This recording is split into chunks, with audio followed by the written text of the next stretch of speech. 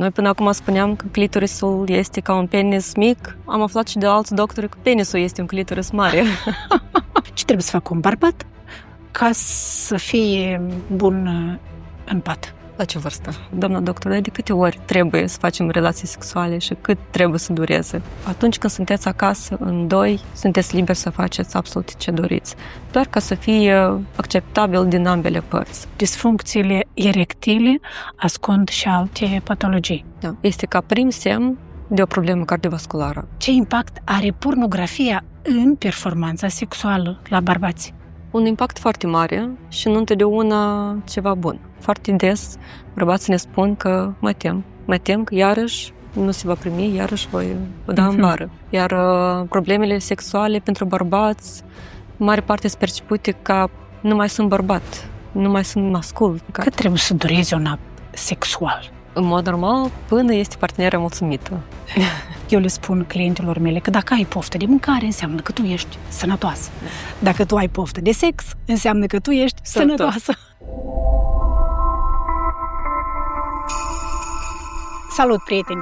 Astăzi o am în fața mea pe doamna doctor, urolog-androlog Mariana Crăciun. Doamna doctor, bine ai venit aici la noi! Bine v-am găsit! Mulțumesc pentru invitație! Știi, eu înțeleg ce este urologie, dar urologia și andrologia. Adică, ce face un medic urolog-androlog? Medicul urolog, cum sunt obișnuit toți să creadă că este medicul pentru bărbat, ceea ce nu este chiar corect. Medicul urolog este atât pentru bărbat cât și pentru femei, care se ocupă de sănătatea tractului urinar, adică rinichi, vezică urinară, calculi renali, cum mai cunoaștem noi așa mai popular, îi spunem pietre la rinichi, chisturi urinale sau anumite infecții, cum ar fi pielonefrit, cistit, prostatită la bărbați. Și ce este diferit, se ocupă și de bărbați ce ține de sănătatea prostatei, organelor genitale. Adică să înțeleg că e un ginecolog doar că pe bărbați. Nu. Mai simplu, nu? Nu. Iată aici, dacă glumim așa, ginecologul bărbatului este medicul androlog, care se ocupă practic doar de sănătatea bărbatului și în special ce ține de partea de sexualitate, fertilitate, deci în partea aceasta. În cazul tău, tu ce faci? Și. Deci eu sunt medic, sunt cu specialitate în andrologie, am absolvit rezidențiat în urologie cu specializare în andrologie. Ok. Bărbații vin în cabinetul tău, iată când intră. Ai avut cazuri că se pot întoarce și spune că eu nu vreau medicul urolog. Femeie. Da. De când activez în domeniul dat, probabil un singur caz din care îl țin minte așa mai recent a fost un băiat tânăr care a venit cu prietena, a deschis ușa și a văzut că am întrebat, da, este urolog bărbat aici, dar la spitalul acela doar eu lucram. Și nici n-am insistat. Pacienții sunt liberi să aleagă medicul unde să se simte confortabil. Deci doar un singur caz când într-adevăr a plecat și acum mai recent un alt caz, când a venit un bărbat de 80 ceva de ani, a deschis ușa, a văzut că sunt doamnă, a stat vreo 5 minute în prag, o dat de mână, fii ce-o fi. Ca ulterior să mai vină și la alte consultații repetat și să fie mulțumit, deci fără probleme. Cu ce vin acești bărbați? Cu ce probleme mai des vin ei la tine? Dacă mă refer la partea de urologie, în mare parte sunt infecțiile prostate, infecțiile tractului urinar sau adenoma de prostată. Dacă să vorbim de partea cealaltă, mai mult pe andrologie, de obicei bărbații care au probleme cu erecția, cu disfuncție erectilă, cu scăderea libidoului, adică dorințe sexuale și probleme de fertilitate. Deci tineri care nu pot să conceapă copii. Cum înțeleg că au infecții urinare? Adică ce are pacientul cealaltă acasă că vine la tine în cabinet? Prin simptomele care le are. Simptomele urinare, micții frecvente, usturimie. De obicei, deci dacă vorbim de infecție, dar mai sunt și alte dereglări de micțiune care la fel pun în gardă și ar trebui să-i pun în gardă pe mulți când încep să urineze frecvent sau cu dificultate urinează. Noaptea, când se scoală mai des la baie, asta iarăși un semn de alarmă care foarte mulți îl neglijează. Cu timpul, bărbatul începe să se obișnuiască cu anumite simptome și cred că asta e normal. Nu ajung la medic la timpul potrivit, pentru că, cum spun în mare parte, credeam că așa și trebuie. Că toți spun că la bărbați cu vârstă încep probleme cu prostata și am stat și am răbdat. Ai vorbit despre faptul că nu e normal să mergi la baie noaptea. De câte ori? Odată? Niciodată nu e normal. În dependență de situație. Evident, Așa. dacă să aibă și un consum mare de lichid spre seară sau înainte de culcare, clar că o dată, 2 ori poate să trezească. Dar dacă se întâmplă asta la fiecare o oră, de 3, 4, 5, 6 ori pe noapte, evident că nu este normal. Acum tu mă duci pe mine la diabet zaharat tip 2. Iată, eu știu că este așa un semn când pacienții ăștia încă nediagnosticați și fără tratament, ei au acest simptom. Nu am putea încurca? Nu prea. Pentru că prea. pe lângă mixele frecvente noaptea se întâmplă și alte probleme care ziua. Jetul e mai slab, senzația de că nu iese urină până la capăt, deci golirea incompletă a vezicii urinare. Și sunt mai multe simptome care, iarăși, nu începe doar problema nocturnă, mixele frecvente noaptea, dar vin la pachet și cu alte simptome urinare. Ca de exemplu, care? Asta, jetul mai slab, ziua mai des. Temperatura ar putea să se ridice? Dacă este infecție urinară? Când vorbim de o pielonefrită, de exemplu, cu o infecție mai severă, da. Grețuri, vomă, febrilitate, desconfort la urinare, ostorimie. Acum, dacă să ne ducem spre andrologie, că acolo e mult pe interesant, cu ce întrebări bărbații vin la tine? Iată, cea mai frecventă. Cea mai frecventă ar fi o erecție slabă. De ce am erecție mai slabă? Dar cum văd ei că e o erecție slabă? E foarte, din curiozitate, întrebare. Păi prin momentul actul sexual. Deci erecția nu este completă, nu este duritatea aceea. Senzațiile pe care le are el, adică nu sunt complete sau el ce simte? Mai ales că poate să facă și o comparație, cum a fost înainte ca să apară simptomele și ulterior.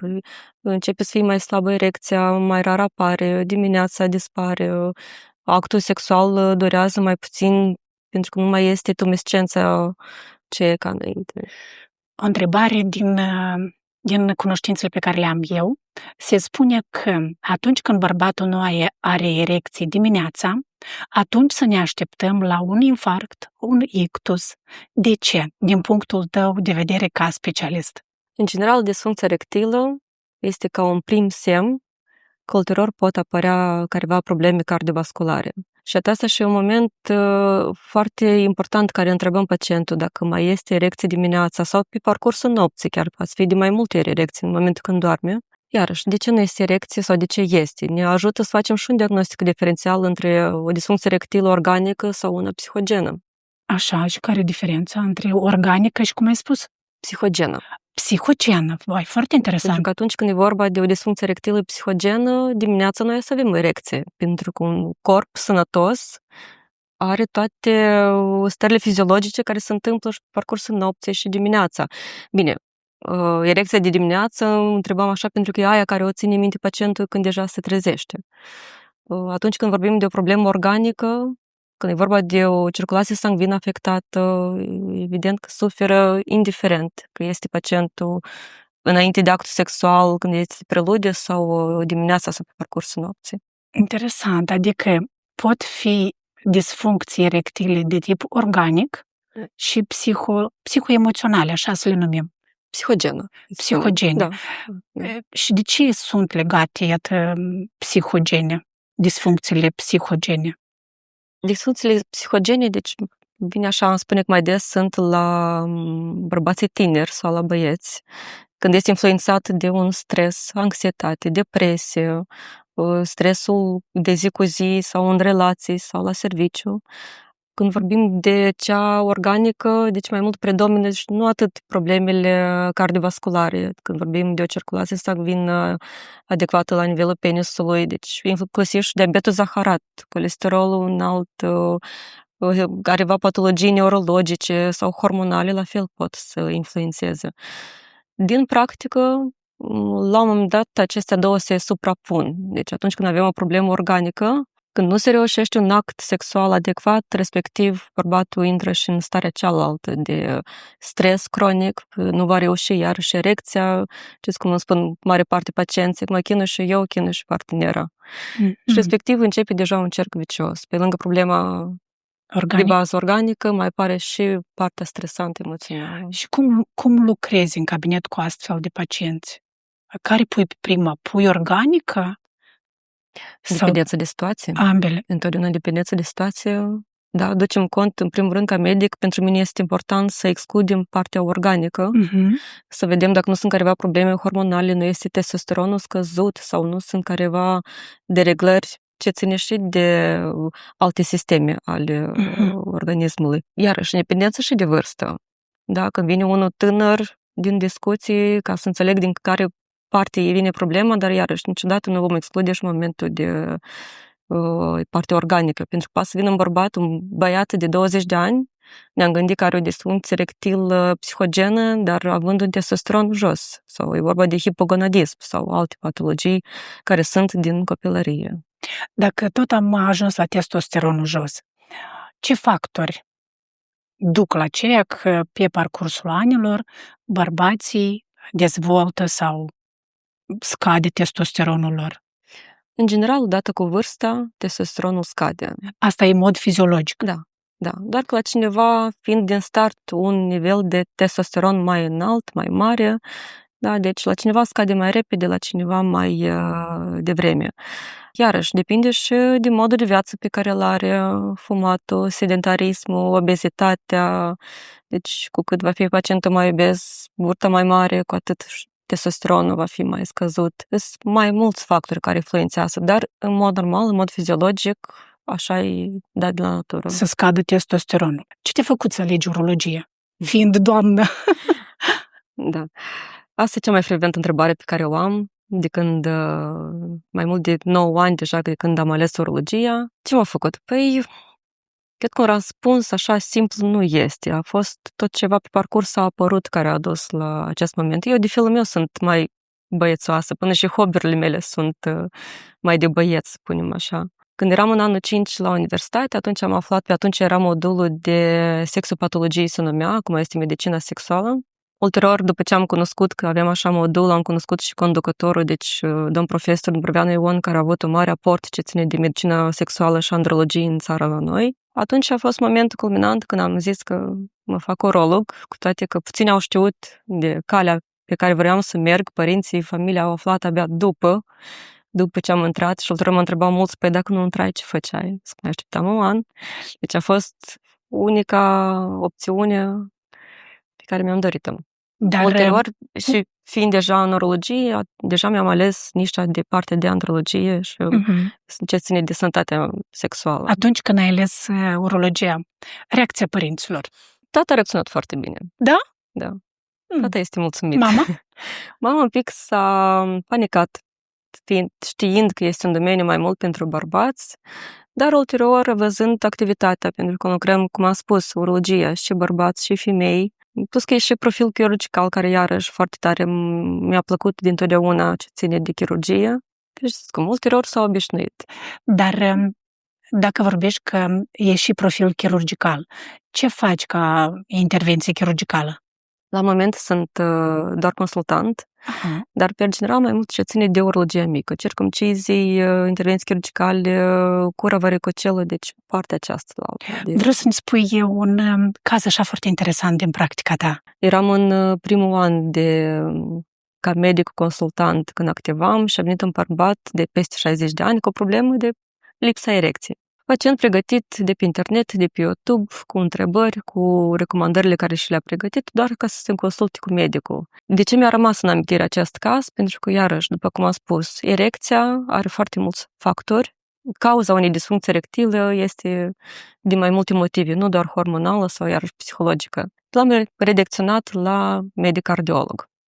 Pacientul cam s-a indignat. De ce vine cu o problemă când e vorba de erecție și eu redirecționez la medic cardiolog, care e total alt organ? A mers, a respectat recomandările mele, peste mai mult de jumătate de an m-a sunat și mi-a spus că ați avut dreptate, iată mi-a găsit o problemă, urmez tratament și acum sunt mult mai bine.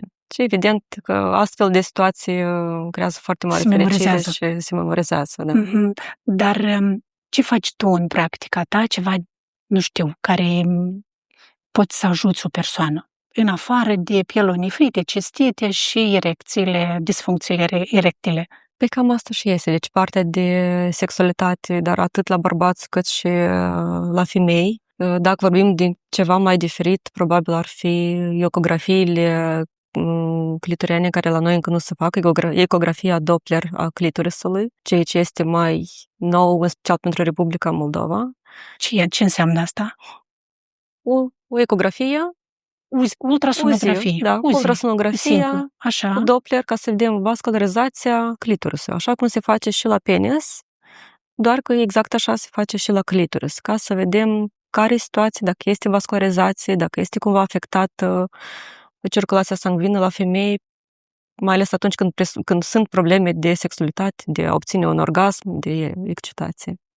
Aha. Și cum ajuți femeile în cazul dat? Dacă depistăm că este o problemă vasculară, la fel cu tratamente ca și la bărbați. Hormonal? Nu. Iarăși, la femei de obicei e un pic mai complex ce ține de sănătatea sexuală, pentru că dacă să facem așa o comparație între bărbați și femei, la bărbați este mult mai ușor de a depista problemele sexuale ce ține de erecție, ejaculare precoce, comparativ cu femeile, pentru că și la femei cauzele sunt mult mai vaste. Pe lângă problemele hormonale sau ginecologice sau postmenopauză, foarte mult contează și starea psihoemoțională.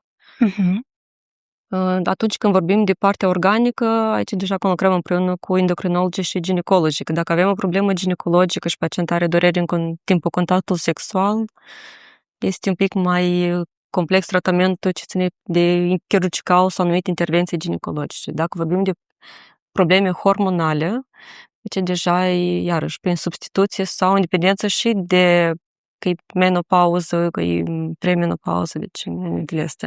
Eu fac o concluzie la ceea ce am înțeles eu, că tu faci ultrasonografia clitorusului. Da.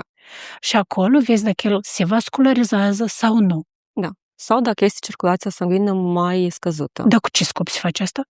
Dacă este libido sau nu? Sau libido poate să fie. Și nu fie circulație acolo? Și nu este sensibilitatea clitorisului, care ulterior duce la intensitatea plăcerii și obținerea orgasmului. Așa, acum, dacă nu este vascularizare, e așa ca la clasa 5-a. Dacă nu este vascularizare, înseamnă că și libido este scăzut. Păi ulterior, toate încep, știți cum, intrăm deja într-o stare, iarăși, cum am spus la bărbați, nu este erecție, intrăm într-o stare de anxietate, stres și nervozitate. În mod normal trebuie să fie vascularizare la clitoris. Da, clitorisul, știți cum, noi până acum spuneam că clitorisul este ca un penis mic. Ei, am aflat și de alți doctori că penisul este un clitoris mare. Ce frumos! Da. Mecanismul este identic, practic. Mecanismul de excitație, mecanismul de umplere a corpilor cavernoși cu sânge, pentru că și la clitoris avem corpi cavernoși. Doar că, iarăși, e vorba de dimensiuni și ulterior cum s-a dezvoltat însuși anatomic clitorisul, clar că diferă decât cel la bărbat, decât penisul. Dar la nivel de mecanism este identic. Atunci când nu vom avea o circulație sanguină adecvată la nivelul clitorisului, nu va fi acea sensibilitate. Deci nu va veni acea umplere. E vorba de libido, să înțeleg. Nu, libido este dorința sexuală. Da. Dar dacă vorbim de dereglări sexuale la femei, poate fi și lipsa libidoului, lipsa orgasmului, lipsa lubrifierii. Sunt mult mai multe situații ce ține de sexualitatea femeii. Și care femei sunt în risc de a avea... Femei care au diabet zaharat, probleme vasculare, cardiovasculare, după menopauză, deci femeile deja în menopauză. Și care e tratamentul acestei persoane, de exemplu, cu diabet zaharat?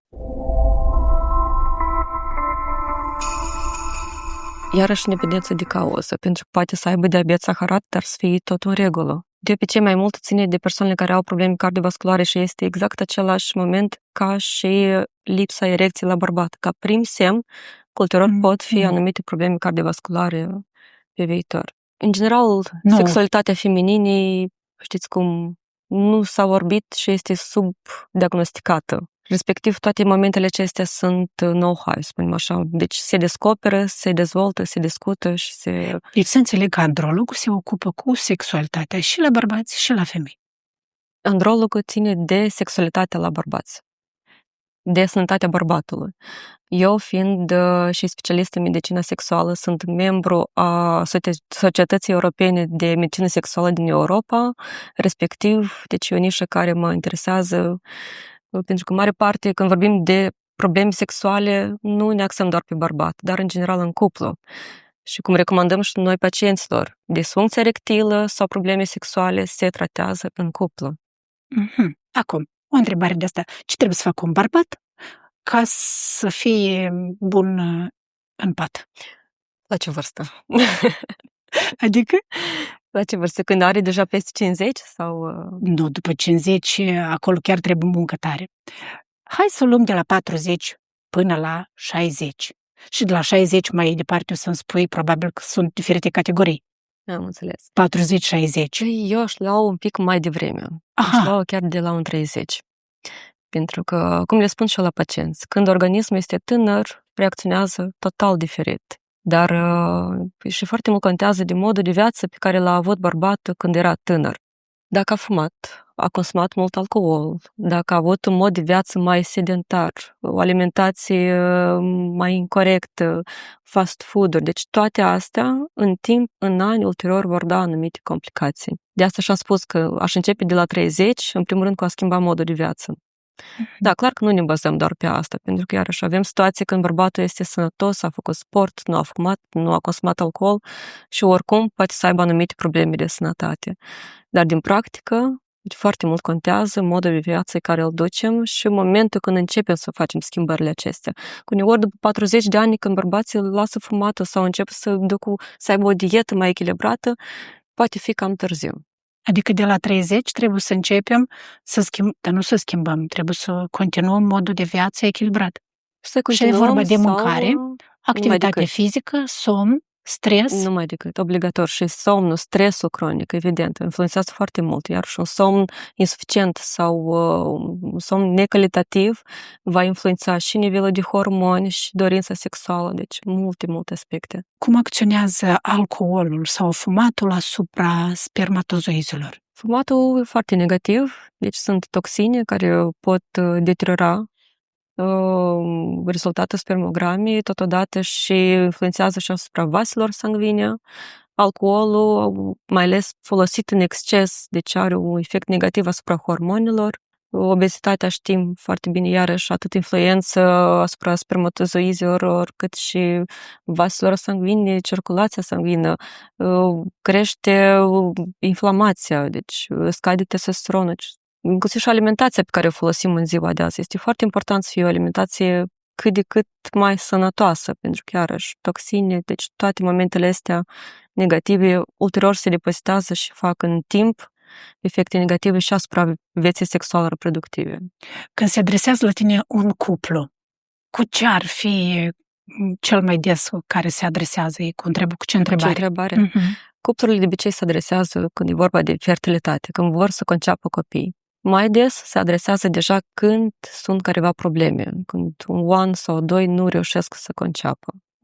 Dar, din fericire, se întâmplă când se adresează cupluri care abia vor să conceapă și fac investigații din start, pentru că, iată, încep să planifice familia. Nu așteaptă să fie deja grav sau să vadă că nu reușesc anumite momente. Și asta, evident, că este mult mai important de a depista timpuriu anumite schimbări în spermogramă sau anumite infecții care ar trebui tratate ulterior ca să nu facă complicații. Semnele pe care un bărbat nu ar trebui să le ignore.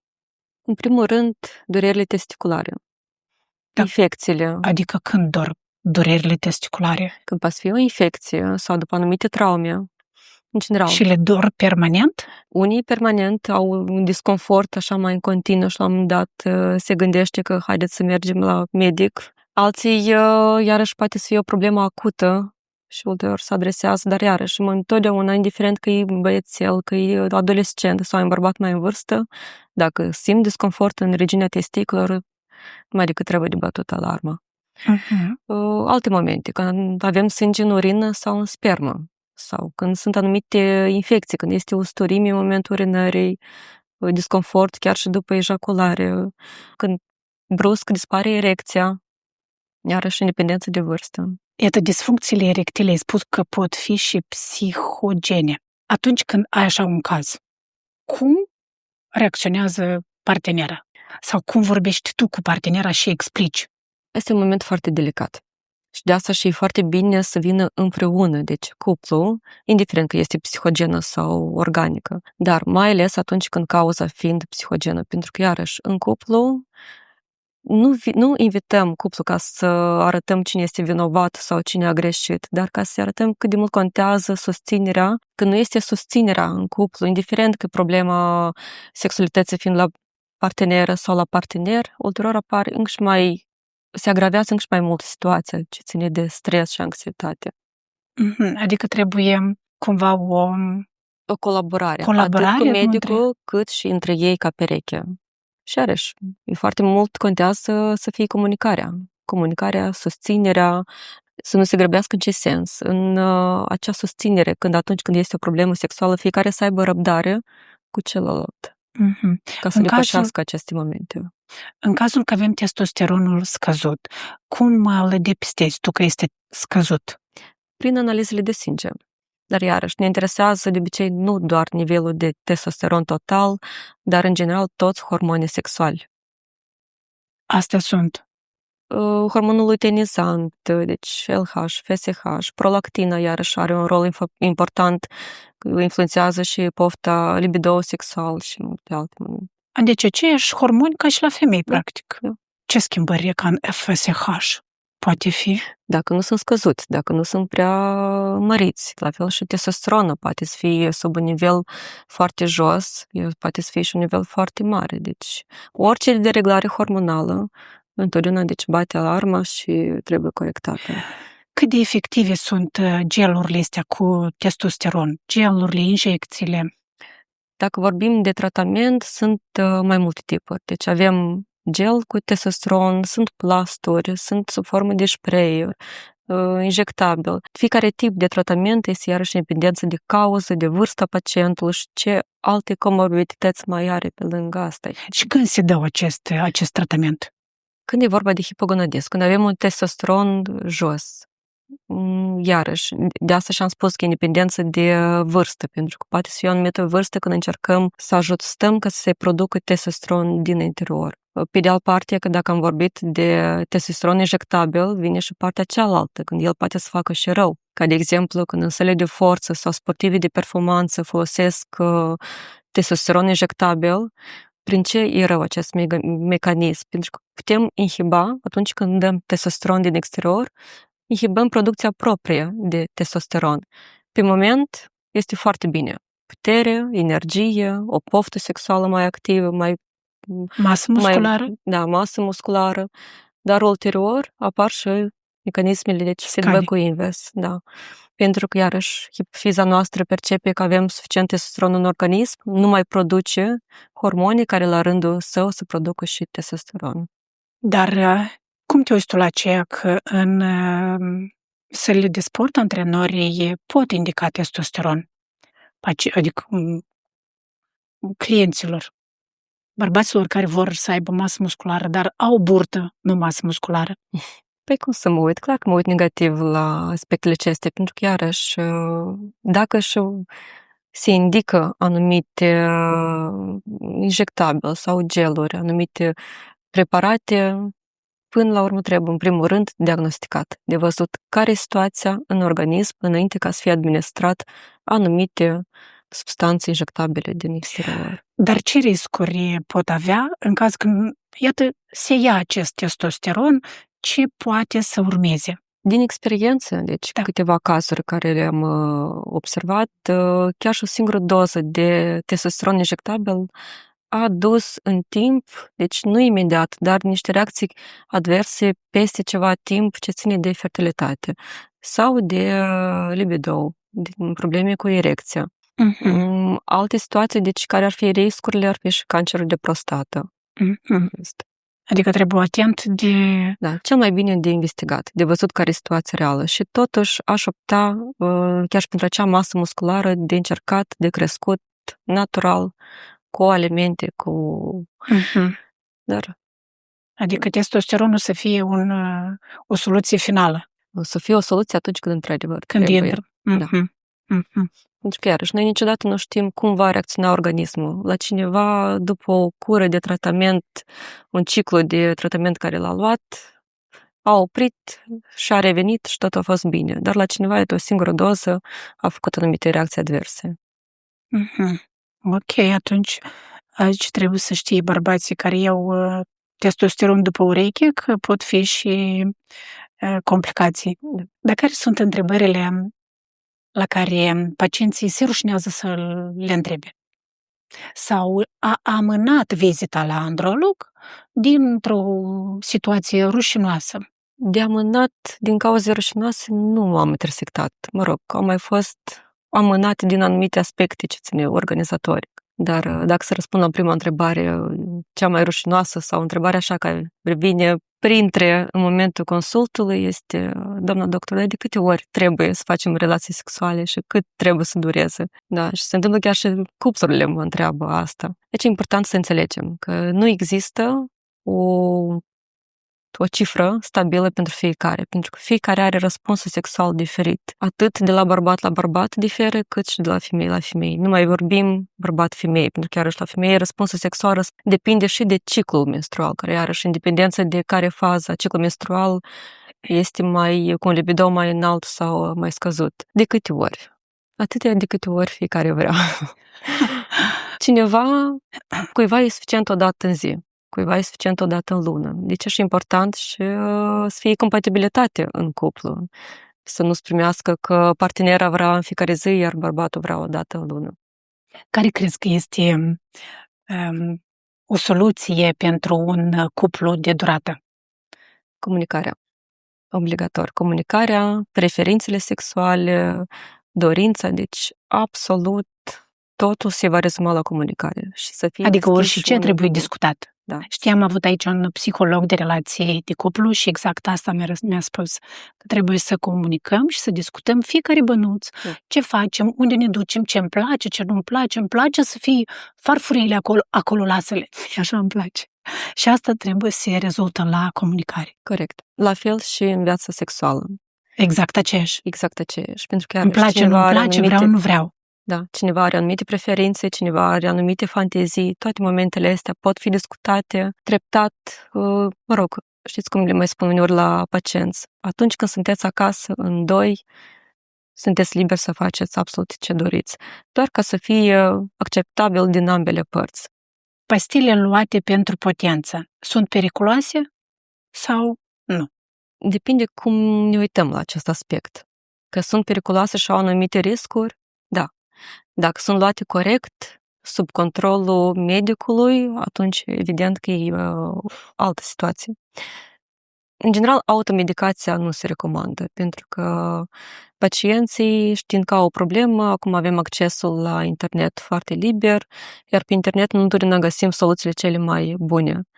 Avem situații când sunt luate anumite suplimente cu scop de a îmbunătăți performanța sexuală și ele ori nu ajută deloc, ori uneori pot să facă mai rău. La fel automedicația și cu antibioticele, de exemplu. Da? Pacienții sunt obișnuiți să iau un antibiotic, câteva zile simte mai bine și au abandonat. Face asta încă o dată, 2-3 ori și ulterior facem rezistență la antibiotic odată. Dacă vorbim de Viagra, cum știm noi toți, da? De produsele date, preparatele date, pe lângă faptul că ne ajută să obținem o erecție, atunci când pacientul poate să aibă o problemă cardiacă de care nici el poate să nu cunoască, pot duce la anumite riscuri. În primul rând, reacțiile adverse pe care poate să le aibă, cefalei, pierderea văzului, roșirea feței, până și la un infarct. Mai ales dacă se ia din start o doză mai mare sau un medicament incorect. Adică acei pacienți care au risc de infarct, ictus cerebral, eu să înțeleg că Viagra intensifică circulația către penis și ar putea să... Adică e și normal că nu doar numai în penis merge o intensificare generală și ar avea risc de infarct și ictusuri. Asta e. Da. De asta și punem atât de mult accent pe diagnostic și a altor maladii atunci când vine bărbatul cu o problemă erectilă. De asta și vom căuta să nu fie o problemă la nivel de cord sau ce ține de analizele de sânge, colesterol ridicat sau trombocitele sau alte momente. Deci disfuncțiile erectile ascund și alte patologii. Da. Este ca prim semn de o problemă cardiovasculară. Asta e demonstrat.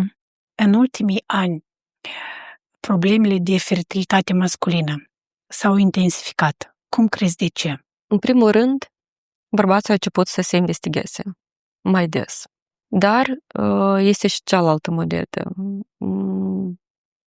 Modul de viață care îl duce, toxinele care le avem în jur, fumatul din alimentație, alte probleme de sănătate care pot să apară cu vârsta, pentru că, iarăși, conceperea copiilor este amânată mai mult și mai mult, comparativ cum era acum 10-15 ani urmă. Dar, de bază, deci, până la urmă, cred că în primul rând, faptul că se investigează, din fericire, din moment ce medicii au început să iasă mai des pe online, să discute că fertilitatea nu este vorba de problema în femeie, dar și a bărbatului. Chiar ar spune că vine 50-50 cauza.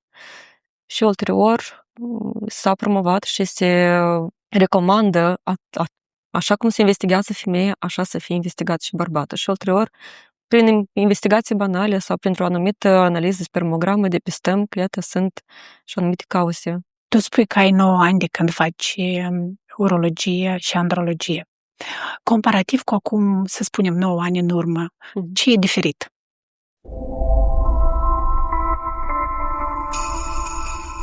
Atunci când ai început și acum? Pacienții sunt mai informați. Totuși, parcă nu ar fi mult 9 ani, dar până și un bărbat de peste 80 de ani, când vine la consult, vine informat, cu foaia în mână, scrisă de pe Google anumite probleme. Atunci când recomandăm ceva, el iarăși se informează. Deci pacienții sunt mult mai informați și asta, pe de-o parte, e bine. E bine? E bine. Pentru că, iarăși, fiind informați, ei cunosc, ei știu că atunci când apare o problemă, se pot adresa la medic. Nu mai este acea percepție, bine, mai este, dar nu atât de des deja, că bărbații sunt puternici și nu se îmbolnăvesc, trebuie să răbde, nu plâng, nu îi doare nimic și respectiv nu se adresau la medic. Acum, încet, momentele acestea se schimbă și asta ne bucură foarte mult. Adică vrei să spui că mentalitatea bărbaților e diferită de cea de acum... Da. Și asta e bine. Da. Cum te percepe un pacient ca femeie androlog? Păi, în general, când intri în cabinet la mine, evident că primele minute rămân un pic șocați, poate chiar și uneori cu mică nuanță de rușine, dar nu atât că sunt femeie androlog, cât e și vorba de tema și problema cu care vine pacientul. Pentru că atunci când sunt probleme de sexualitate, vrem, nu vrem, dar încă este o temă tabu și foarte greu de a spune că te doare sau sunt anumite probleme. Ca femeie androlog, mai mult am reacții nu atât de la pacienți, cât de la colegii de breașă. Serios? Da. Indiferent de specialitate, indiferent de vârstă, foarte mult se miră de ce, cum, femeie urolog avem, dar femeie androlog în general. Ca femeie androlog pot să spun că este un moment unde câștig față de colegii mei și iarăși am observat-o din practică, din ce mi-au spus pacienții care mi-au recunoscut. Iată, doamna doctor, am fost la dumneavoastră, am mai fost și la alții, dar mă întorc la dumneavoastră, că dumneavoastră mă ascultați, mă auziți. Deci, femeile în general sunt mult mai empatice, deci avem răbdare și partea cea mai puternică atunci când vine, indiferent că vine un bărbat sau o femeie la mine, orice întrebare care n-a să mi-o pună este o întrebare normală. Da, pentru mulți tema de sănătate sexuală este ceva tabu, pentru mine este normală, este ceva absolut bine să întrebi ce te doare, ce te deranjează. Deci dacă avem probleme în pat, venim la medicul urolog-androlog. Da. Și unde te poate găsi oamenii pe care ne urmăresc? Activezi la Clinica Andromed Plus. Și eu mai jos am să las linkul către Instagramul tău și o puteți găsi pe doamna doctor pe Instagram ca doctor urolog-androlog. Ce impact are pornografia în performanța sexuală la bărbați? Un impact foarte mare și nu întotdeauna ceva bun. În general, trebuie să nu uităm că pornografia este film. Sau pornografia, sau ceea ce vedem pe social media, trebuie să înțelegem că nu este ceea ce avem în viața de zi cu zi. Mai des, de obicei, sunt influențați tinerii care abia încep activitatea sexuală sau care încă nu au început-o.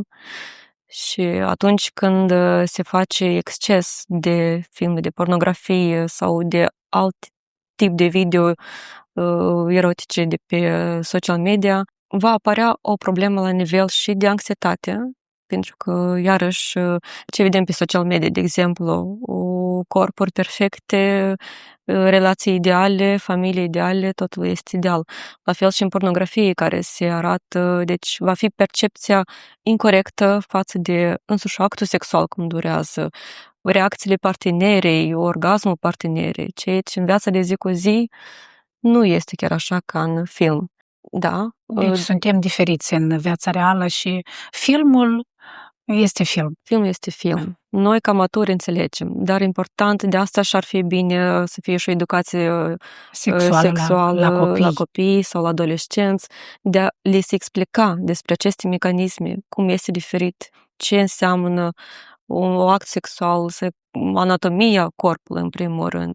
Deci, atât la băieți cât și la fete. Deci nu dispersăm cu băieții separat și cu fetele separat. De la ce vârstă ar trebui să fie educația sexuală? Sincer, aș spune că începând cu o vârstă cât mai devreme. Ca de exemplu, ce vârstă ar fi? Da, evident că la cei mici nu le spunem din start ce înseamnă act sexual, ce înseamnă erecția, dar din practică am mai fost și ca medic urolog în școli, am vorbit cu elevi din clasa 5-a și cu elevi de clasa 9-a. Aș spune că cei din clasa 5-a sunt foarte pregătiți, sunt cointeresați să asculte, să audă anumite aspecte ce ține. Deci putem începe cel mai simplu, cu igiena elementar, cu schimbările prin care trece un organism în momentul pubertății sau în momentul adolescenței, pilozitatea, vocea, poluția nocturnă pe care o au băieții. Exact așa și fetițele, deci menstruația, toate momentele astea. Dacă începem asta mai timpuriu, treptat, din an în an, în perioada de adolescență, deja putem să le vorbim despre sarcini, despre infecții cu transmitere sexuală. În general, copilul, cu cât este mai informat, cu atât este mai protejat, cu atât va fi mai mic riscul de a încerca să descopere de sine stătător și să facă anumite greșeli, cum ar fi chiar aceleași sarcini neplanificate la tineri, la copii. La ce vârstă ar trebui să fie pentru băieți un consult la urolog? Primul consult la urolog, să spunem. Vârsta de 9-10 ani, 11, când începe perioada pubertară, când încep să se dezvolte mai mult schimbările organismului care le suportă deja începând la această vârstă. Dar, în general, la un consult la medic, deci un băiețel, ar fi bine să fie văzut chiar din primele luni de viață. De ce?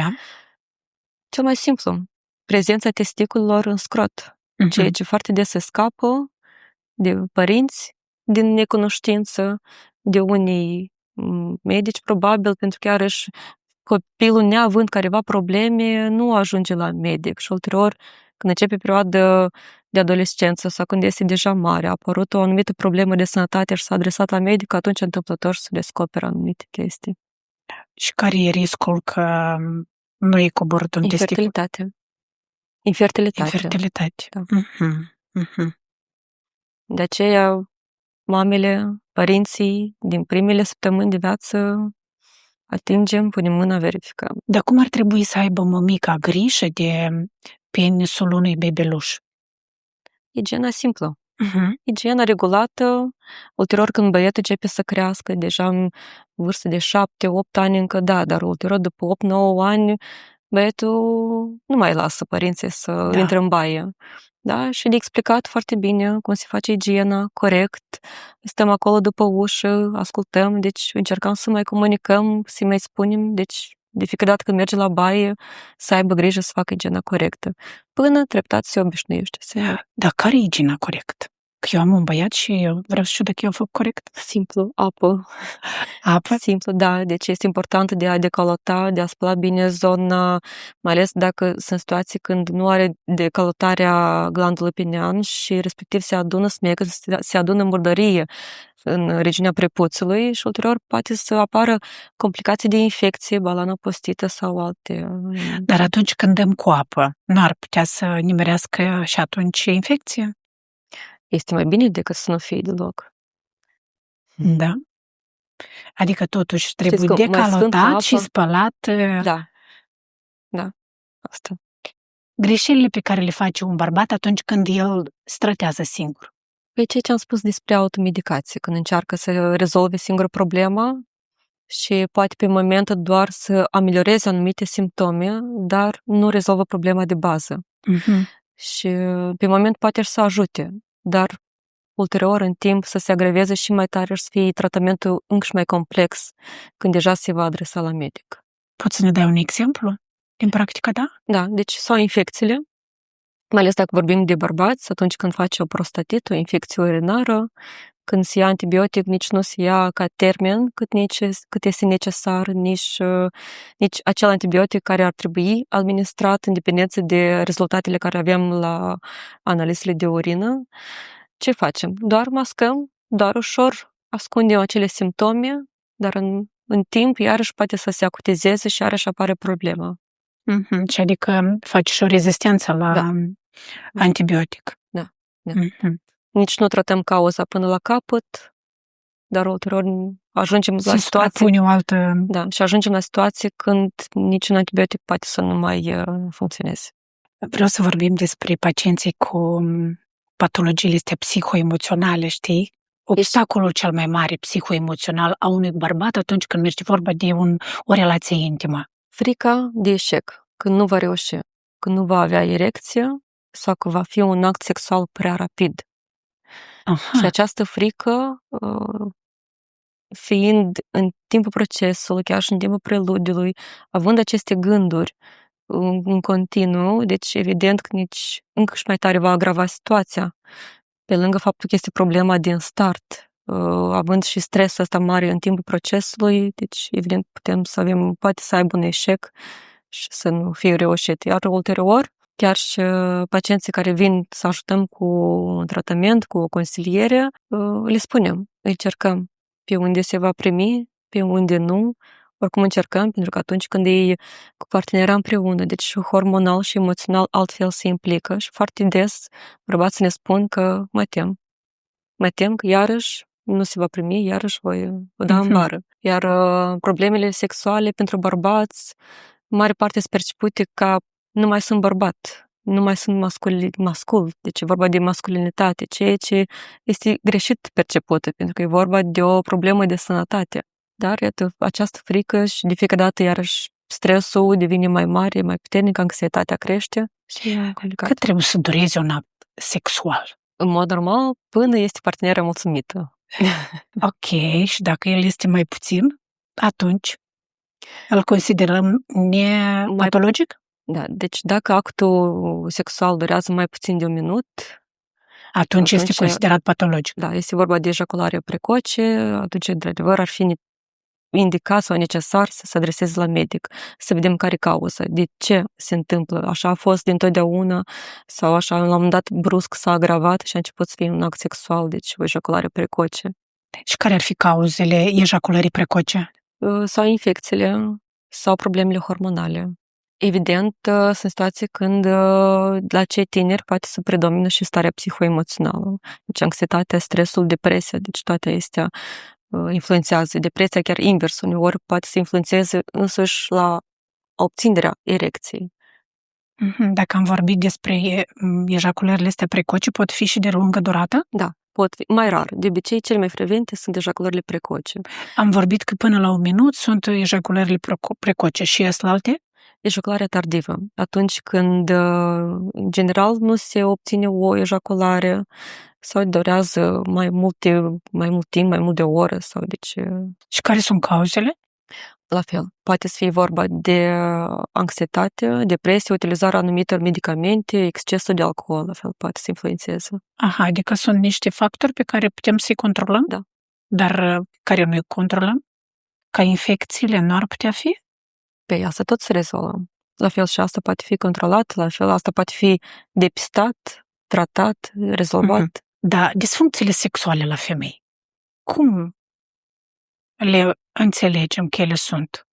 În dependență de simptome și ceea ce deranjează. Pentru că în disfuncțiile sexuale la femei poate să fie lipsa orgasmului sau o ținere îngreunată a orgasmului, diminuarea Dorinței sexuale. durere în timpul contactului sexual, lubrifierea insuficientă. Deci toate astea fac parte din dereglări de sexualitate. Și cum lucrezi tu în cabinet cu astfel de disfuncții sexuale la femei? Iată, eu vin la tine și spun că eu am dureri în timpul actului sexual. Tu ce ai putea să-mi presupui că asta e o disfuncție sexuală? E foarte important cu femeia să întrebăm nu doar acum pe moment, dar în general tot parcursul, deci din momentul ce a început viața sexuală, cum a fost anterior, e durerea acum a apărut sau a fost așa dintotdeauna. Atunci când, iarăși, în dependență de situație, deci este un complex. În dependență de situație și simptome, deja începe să căutăm cauză. Dacă avem, de exemplu, o durere în timpul actului sexual, căutăm să nu fie și ceva probleme de ordin ginecologic sau, iată-și, lubrifierea insuficientă. Din ce cauză este lubrifierea insuficientă? Că nu este o excitație suficientă, nu este un preludiu suficient sau poate și în perioada deja din menopauză, când scad nivelul estrogenilor, când scade și lubrifierea per general. Ok, deci trebuie investigat pacientul deci, în ansamblu. Ca medic, în primul rând, mă interesează să excludem factorul organic, să nu fie careva probleme de sănătate. Dacă și totuși organic totul este bine, ne aprofundăm mai mult în partea de emoții și relațiile. Deci este o tactică individuală pentru fiecare în parte. Exact, da. Cele mai dese afecțiuni pe care le întâlnești în cabinet? Disfuncție erectilă, ejacularea precoce, adenomul de prostată sau prostatită, deci dacă vorbim de aspectul mai mult urologic, și infertilitatea. Dacă ar fi să îmi spui în 2 cuvinte, cum poți să ajuți un bărbat? Prin diagnostic corect și un tratament corect. Dacă ar fi să transmiți un singur mesaj despre sănătatea sexuală la bărbați, care ar fi asta? Sănătatea sexuală este un lux și nu este vorba de rușine. Este parte din un organism sănătos,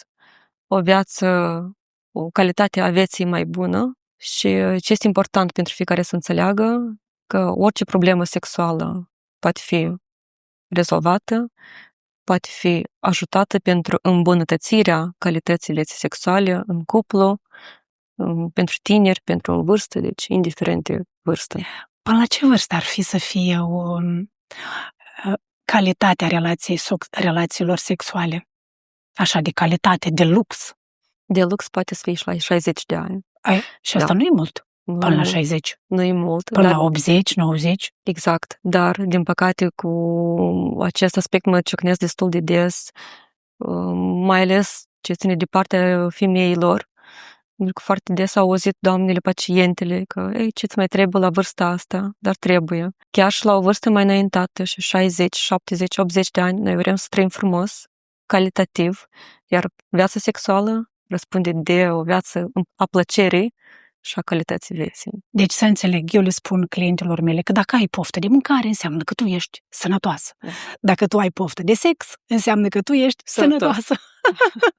Foarte frumos, doamna doctor, eu îți mulțumesc că tu ai acceptat această invitație, că ai răspuns la întrebările provocatoare și spor la treabă și la îmbunătățirea relațiilor sexuale. Mulțumesc foarte mult, mulțumesc pentru invitație.